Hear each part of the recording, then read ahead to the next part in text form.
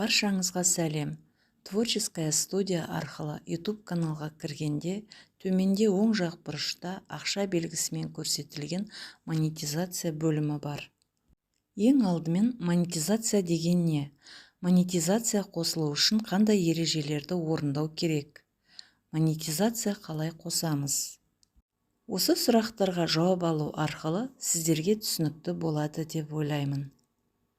Монетизация YouTube арқылы табысқа шығу дегенді білдіреді.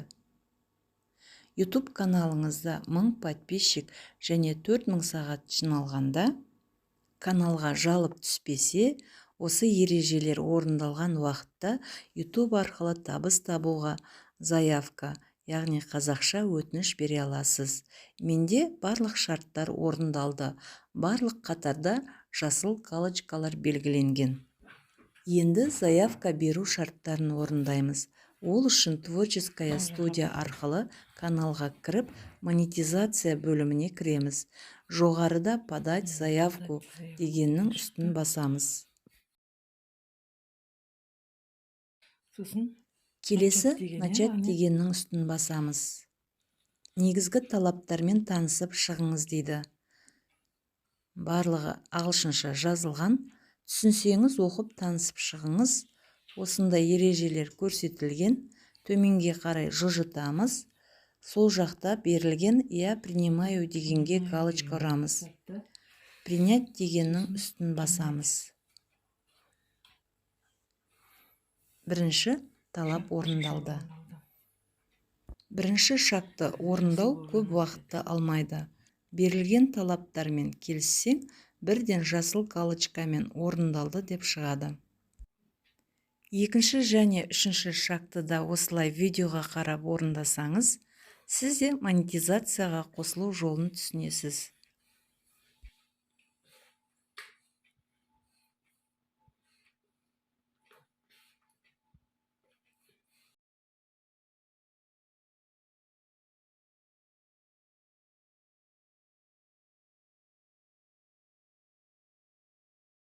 Ваш сайт дейді.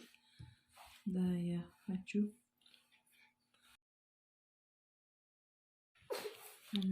Страна. Выберите страну. Анықтап жақындап түсір.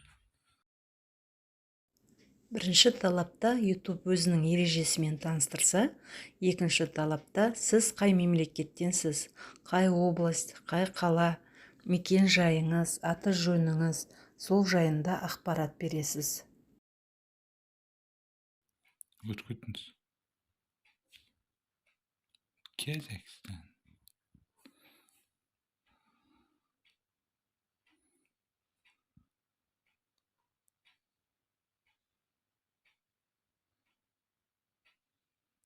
Бәрі ағылшынша екен.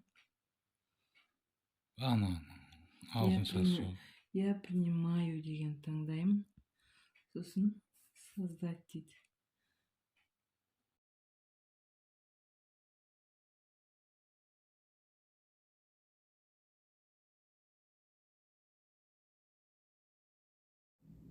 Аты жөніңізді паспорт артында латынша қалай жазылған, солай жазыңыз. Индекске қаланың индексі емес, үйіңізге жақын почтаның индексін жазыңыз. Телефон номер деген жерге номеріңізді жазсаңыз да, жазбасаңыз да болады. Берілген бланканы толтырып жібергеннен кейін біраз уақыт күтеміз. Бірден орындалмайды. Екінші шарттың қаралымына 5-6 сағат уақыт кетеді. Соңғы үшінші талапты орындау шарттары өте оңай. Мұнда видеоларыңызға реклама қоюға келісесіз бе деген сұрақтар мен рекламаға қатысты таныстыру хаттары болады. Танысып шығыңыз, бастау қосу келісемін дегендерді орындап жіберсеңіз болды. Бәрінде галочка тұру дұрыс қой. Дұрыс па? Бұны далее дейін ба? Мынаны, я?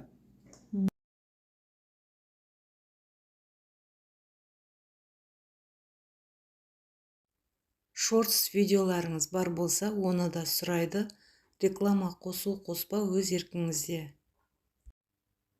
Барлық ережелермен танысып, төменге түсіп, я принимаю дегенге галочка ұрып, принять дегеннің үстін басып, соңында включить дегенді бассақ, монетизация қосылады. Монетизация қосылғанын қалай білуге болады? Монетизация қосылғаннан кейінгі каналдағы өзгерістерге шолу жасап өтейін. Ең бірінші управление бөлімінде соңғы 28 күндегі каналдың статистикасын көрсетіп тұратын қатарға расчетный доход қосылады. Ол күнделікті түсіп тұратын ақшаны көрсетіп тұрады. Екінші контент бөлімінде видео және шортс болса, соның доступ қатарында доллардың S деген белгісі жасыл түсті болып тұрады. Бұл монетизация қосылды дегенді білдіреді. Менде бір видеомда S деген сарғыш түспен белгіленіп тұр. Бұл осы видеоға рекламаға шектеу қойылды дегенді білдіреді екен.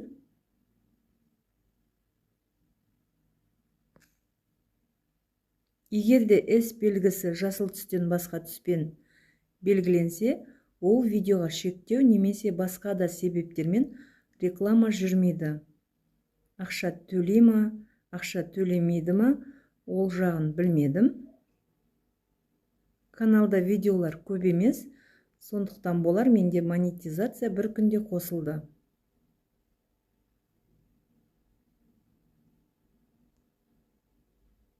Монетизация қосылды деген сөз ақшаға қарық боламын дегенді білдірмейді. Ақша сіздің видеоңыздың просмотрына, сағатына қарай төленеді. Каналыңыз даму үшін көптеп видеолар салу керек, сонда табысыңыз да көп болады. Төленетін ақша видеоның уақытына қарай да әртүрлі болады екен. Минуты аз видеолардікі аз, уақыты көп видеолардың төлем көрсеткіші жоғары болады екен. Сондықтан видеоларыңыздың минуты ұзақтау болғаны дұрыс. 5-6 минуттық видео салатын болсаңыз, айына 12-15 видео жүктеп отырыңыз.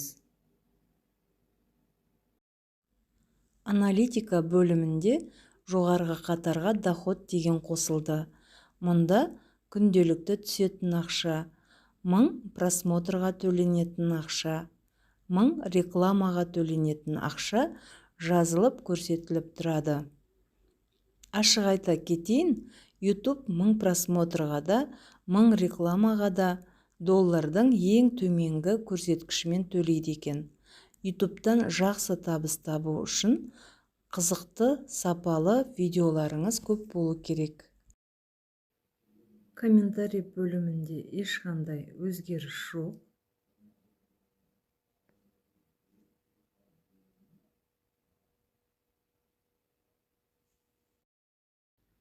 Монетизация бөлімінде реклама қосылғаны жайында көрсетіп тұр. Артық ештеңе жоқ. Монетизация қосу бойынша өзім қалай қосылдым, білгеніммен сіздерге де пайдасы көмегі болсын деген мақсатпен осы видеоны жасадым. Видео ұнаса лайк басып, комментарийге пікірлеріңізді жаза кетсеңіздер, YouTube'та каналдарыңыз болса дами беріңіздер. Сағатты көбейтетін қызықты видеоларыңыз көп болсын. Күміс кнопка, алтын кнопка, гауһар кнопка иесі бола берейік.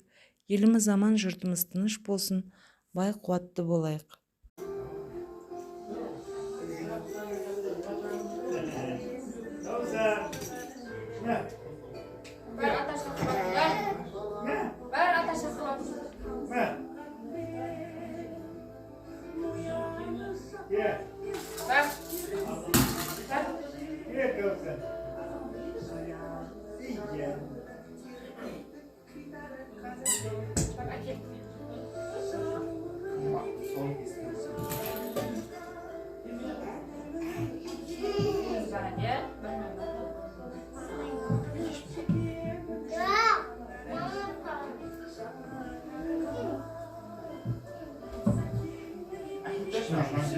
Sen karaka.